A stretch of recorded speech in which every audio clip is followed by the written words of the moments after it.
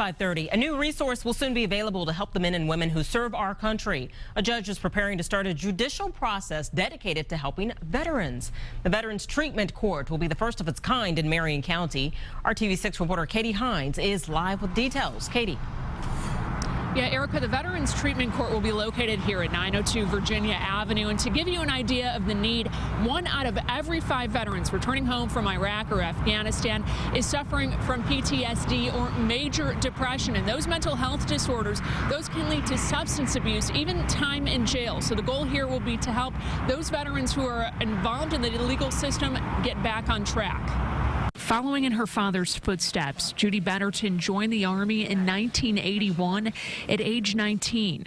She served 10 months as a private before she was honorably medically discharged, the victim of sexual assault. It took a while for me to understand, but felt like I was worthless, used, hurt. The attack set off a chain of life-changing events. Betterton was diagnosed with post-traumatic stress disorder. She looked to drugs to cope and spent 18 months in jail for selling prescription pills. I was very, very angry and I hated myself. She believes a treatment court could have made a difference in her life, but she's hopeful it could help others in a similar position. They're not sure where they should go.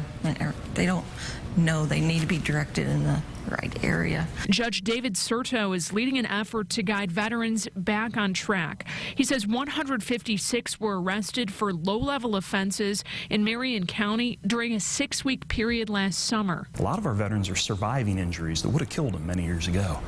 And they're also sustaining injuries they didn't used to in the past, especially the traumatic brain injuries and the stress-related illnesses that in the past might not have been recognized, but now we're seeing the impacts here in our community. Judicial proceedings at the Veterans Treatment Court will include more than a fine or punishment. The court will partner with private organizations to provide mental health services, housing, and job training. We think here at the court we have a unique opportunity to catch veterans in trouble and to push them toward the services that might help them get things back on track.